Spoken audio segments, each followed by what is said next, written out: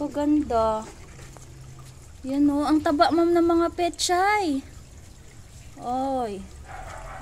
Yung taba niya o. Kawawa na nga yung lettuce. Ano na sila eh. Oo. Paano na siya ma'am? Pero yung pechay kakatuwa talaga o.